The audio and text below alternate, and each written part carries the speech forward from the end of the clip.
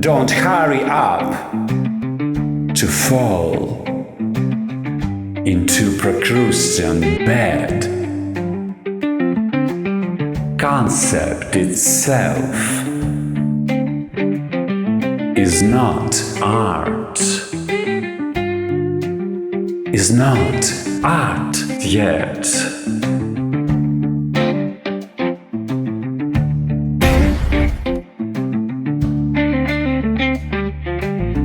Someone has to show the courage to talk the truth and get things moving in the right direction.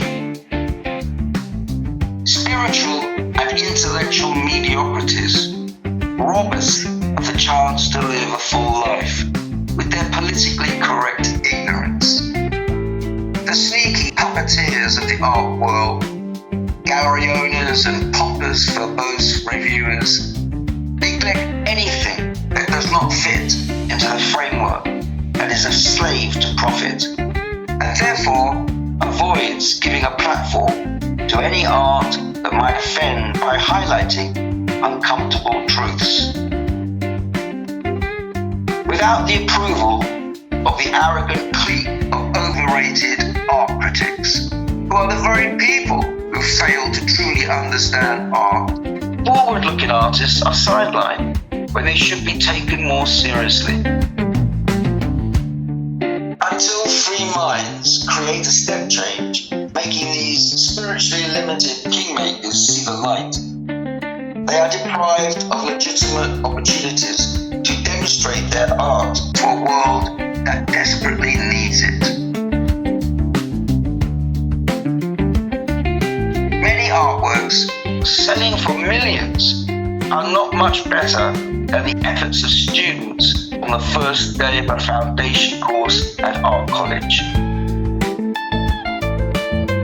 The music business and the art world alike feels like a closed circuit of moneyed snobs who are short-sighted when it comes to new talents. The woke world is still in bondage to fig leaf mentality, by which explicit imagery is always seen as pornography and has been demonized by self-righteous femme-prudes snarling about the objectification of women and their victimhood. The situation in today's world, paralyzed by the lack of profound and original thinking, deserves a frank assessment.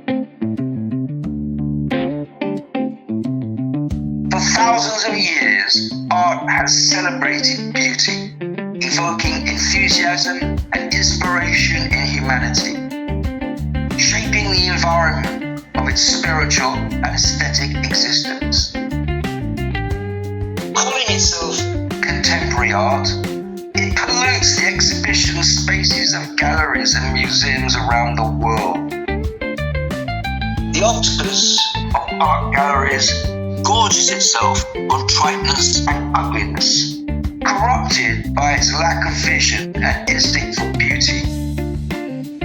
It dumbs down artists themselves, who become seduced into binging on the same beloved trivia of a truth-phobic world, poisoned by avarice.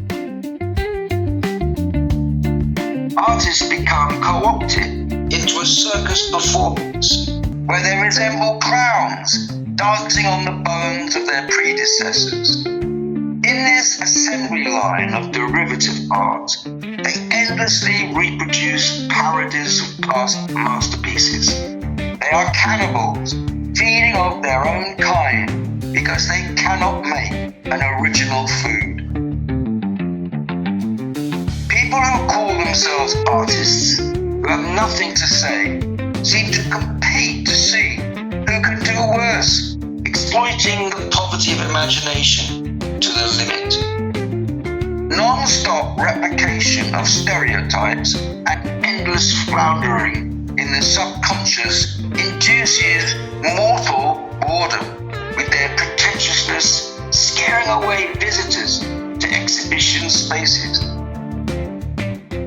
In addition to this bag of tricks, there are decorative crafts, also intended to lull the vigilance of eyes and minds hungry for true beauty. Anti-aesthetic and deliberate vacuity, coupled with vulgarity and bad taste, triumph on all fronts. The sense of truth and beauty that is supposed to distinguish art from everything else has been completely displaced by far-fetched concepts of inner emptiness.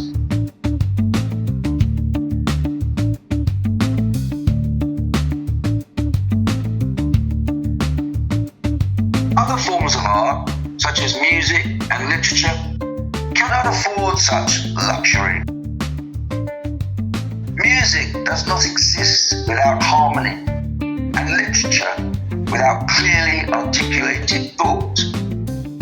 But thanks to enterprising art dealers, so-called contemporary art exists as fiction that allows them to make money out of nothing. Why not just call this type of creativity the art of business? At least then there wouldn't be all this confusion about whether we're in a showroom or a city dump.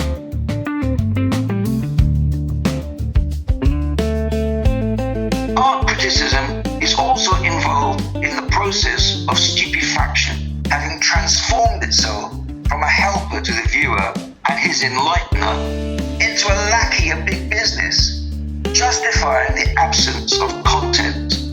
Using banal verbiage, this cast of fake influencers and gallery landlords, parasiting on the momentary interest of the market, are ready to sell you counterfeit postulations and justifications of the ugly. Profane the essence of art, turning the obvious inside out, plunging the consciousness into a state of lethargy.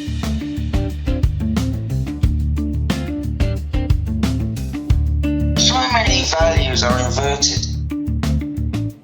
Beauty, which for centuries was the guide into the graceful dimension of wonder, has become an outsider in a world where everything and everyone is overconfidently ruled by haughty facelessness. There is a danger that it is not only art which has lost its sacred meaning, but probably the entire current era that will take up less than one line in history